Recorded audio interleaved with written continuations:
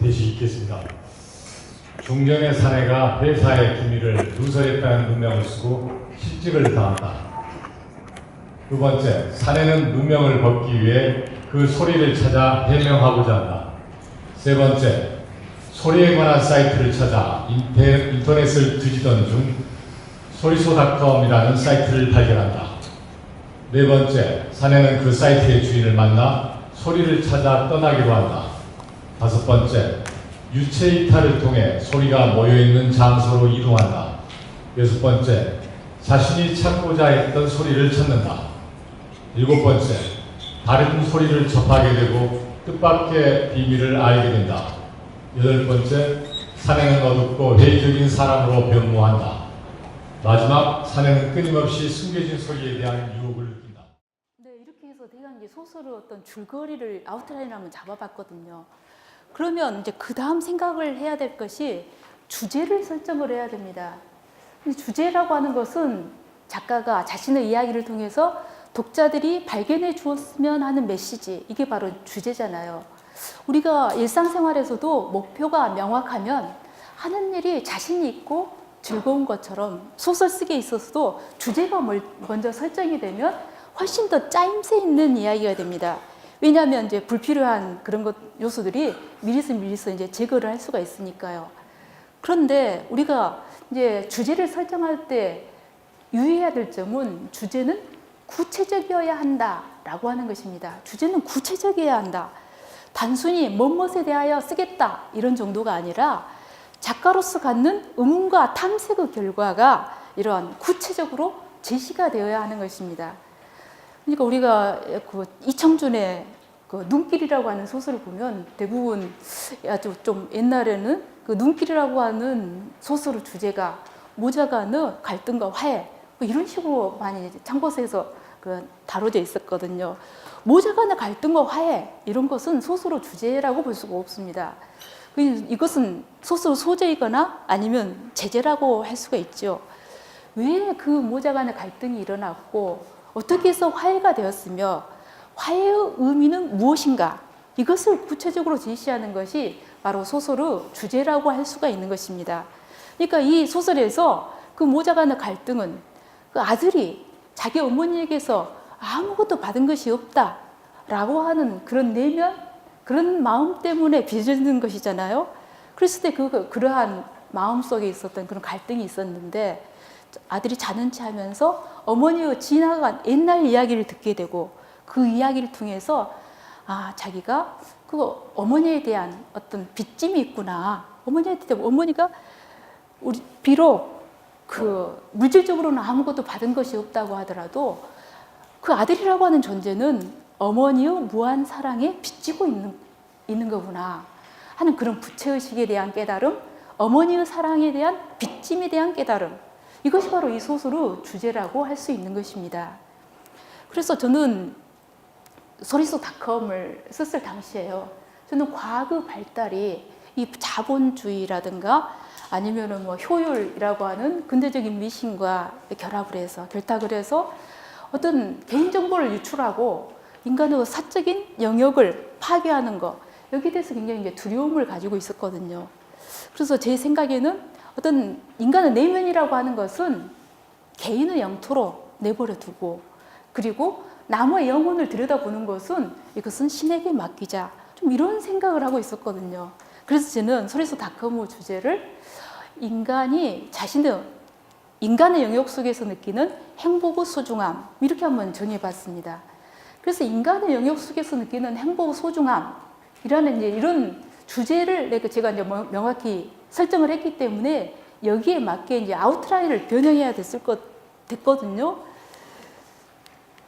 아까 여기서 보면은 이 이야기에서 7번, 다른 소리를 접하게 되고 뜻밖의 비밀을 알게 된다. 여기서 이제 이 주인공이 이제 불행해지는 거잖아요. 그래서 이 인간을 불행하게 하는 그런 소리는 어떤 것일까? 저는 그게 바로 믿었던 사람에게서 느끼는 배반감, 이라고 생각을 했어요. 그래서 믿었던 사람에게서 느끼는 배반감, 배반의 그런 소리를 듣는다라고 라고 하는 것을 7번에다 좀 포인트를 줘가지고 이 7번에서 어떤 패턴을 한번 사용해 보기로 했습니다. 패턴이라고 하는 것은 우리가 반복되는 이야기를 뜻하죠. 그래서 어떤 주제를 강화하기 위해서 에피소드를 반복하는데 에피소드가 반복될수록 그 주제가 심화되게 됐을 때 우리는 그것을 패턴이라고 할 수가 있습니다. 그래서 그럼 어떤 배반감이 강도가 이제 점점 세져야 되잖아요. 그러니까 처음에는 동료들에게서 느꼈던 배반감, 그 다음에는 믿었던 어머니에게서 느꼈던 배반감, 그리고 마지막에는 정말 사랑했던 아내에게서 느꼈던 배반감, 이런 것을 설정해서 한번 패턴을 여기다 만들어 봤습니다. 그래서 이러한 그런 원리 아웃라인에서 이제 주제가 설정이 되고 그런 다음 이 아웃라인이 보완이 된 것들을 살펴보도록 하겠습니다. 자, 이제 아웃라인이 보완이 되었습니다. 그 주제에 맞게 좀 보완이 되었죠. 중요한 사내가 회사가 합병되리라는 말을 동창에게 전한다. 모티프의 첨가. 모티프라고 하는 것은 이야기의 최소 단위를 모티프라고 합니다. 우리말로는 화소라고 이야기를 하죠. 그래서 한번 이것을 누가 여기 학생들 중에 누가 좀 읽어 주시겠어요?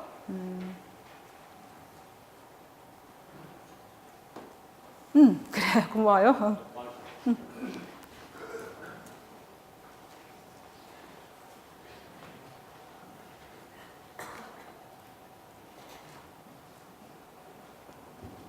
중년의 사내는 회사가 합병들이라는 말에 동참하게 되지 않는다. 두 번째, 그 말은 부장에게서 먼저 나왔으나 사내는 회사의 기밀을 누설했다는 누명을 쓰고 실직을 당한다. 세 번째, 사내는 에너지 보존의 법칙을 떠올리며 어디인가 소리가 남아있지 않을까 생각하게 된다. 네 번째, 사내는 부장의 소리를 찾아 누명을 거스르고 소리에 관한 사이트를 찾아 인터넷을 뒤진다. 다섯 번째, 소리소닷컴이라는 사이트를 발견하고 접속한다. 여섯 번째, 사내는 그 사이트 운영자를 만나 신과학이라는 연구 분야를 알게 된다. 일곱 번째, 사내는 위치 이탈을 통해 소리가 모여있는 장소로 이동한다. 여덟 번째, 자신이 찾고자 했던 소리를 찾는다. 아홉 번째, 자신의 편인 줄 알았던 동료들이 자신을 질타하는 소리를 듣는다. 열 번째, 어머니에게 전 남편의 자식이 있다는 것을 알게 된다. 11번째, 아내에게 사랑하는 사람이 있다는 것을 알게 된다.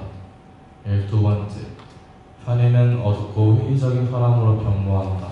13번째, 사내는 끊임없이 숨겨진 소리에 대한 유혹을 느낀다. 네, 고맙습니다.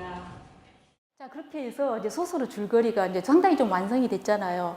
그러면 이제 그 다음에 우리가 좀 생각을 해야 될 것은 이 이야기, 이 소설 이야기를 누가 전할 것인가를 이제 생각을 해봐야 됩니다. 소설 속에서 이야기를 전달하는 사람을 화자라고 하죠. 내레이터. 요즘은 화자라는 말보다도 서술자라는 말을 더 많이 쓰고 있으니까 저도 서술자라고 부르기로 하겠습니다. 어떤 화자를 설정할 것인가? 이 화자는 두 종류의 화자, 크게 말해서 두 종류의 화자가 있습니다. 소설 속의 인물이면서 서술자의 역할을 하는 경우. 그러니까 우리가 그걸 1인칭 소설이라고 하죠. 그러니까 내가 내 이야기를 하는 경우가 있고요. 그 다음에 3인칭 소설. 그러니까 서술자가 이야기 밖에 있는 경우가 있습니다. 그러니까 서술자가 이야기 안에 있으면 내가 내 이야기를 하는 거예요. 근데 서술자가 이야기 밖에 있으면 이야기 밖에서 등장인물들을 3인칭으로 부르면서 그는, 그녀는 이렇게 부르면서 이제 이야기를 하는 것이죠. 그래서 우리가 이야기 속에 서술자가 있는 경우를 1인칭 소설이라고 하고 이야기 밖에 서술자가 있는 경우를 3인칭 소설이라고 합니다. 자, 그러면 먼저 1인칭 소설, 이야기 속에 서술자가 이야기 속에 있는 경우를 살펴보도록 하겠습니다. 자, 그 다음 예문을 좀 누가 읽어보시겠어요?